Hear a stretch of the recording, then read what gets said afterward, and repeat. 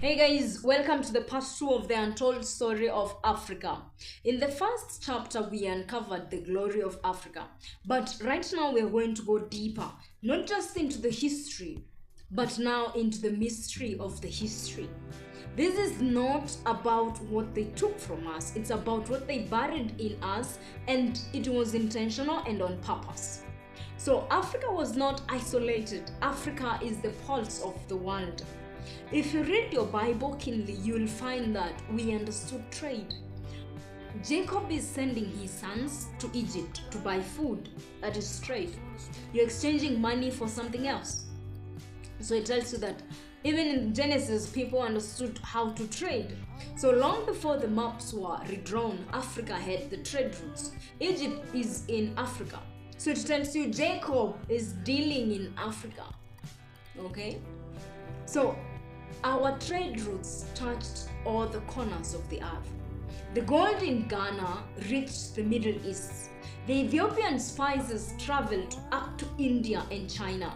The Swahili ports along the East African coast exchanged with Persia and Arab.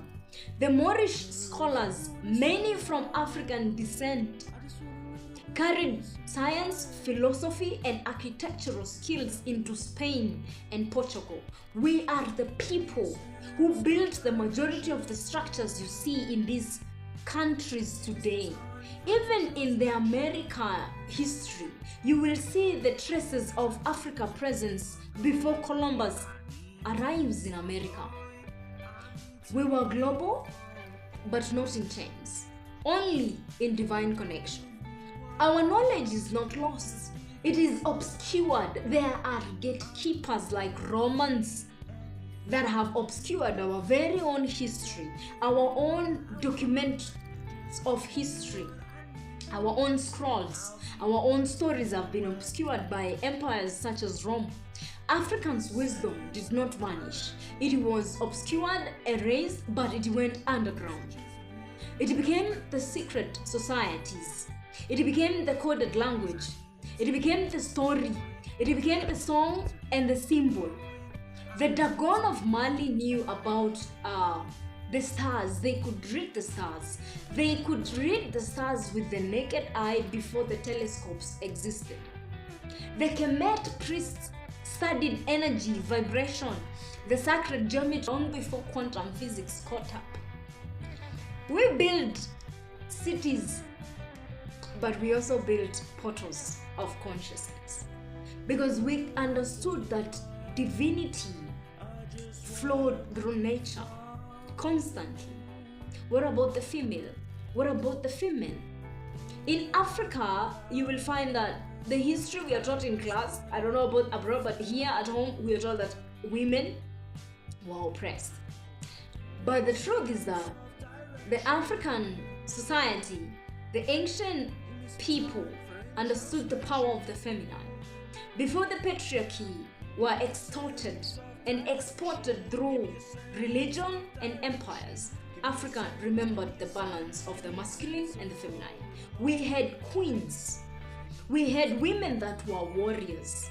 We had the priestess. We had the medicine women. We had the dream walkers. In Nubia, you will find that the women were in the army. You will find that in the African history that the military units also had women in them. In Ifa and Dagara systems, women were the diviners, the midwives, and the spirit bearers. Women were not just helpers to power. They embodied power. Africa is one of the last places on earth where the sacred feminine still had a name and a voice and a throne before the outsiders came. And then the real colonization did not happen to the land, but to the consciousness of the African people. They did not just rewrite our history in books, they rewrote it in how we see ourselves. Today, most of the people struggle even with their own identity. I am talking about the people, the diaspora of black people in whatever country you're in. If you are a black person, and you are on this planet Earth, most probably your roots came from Africa. You are an African descent.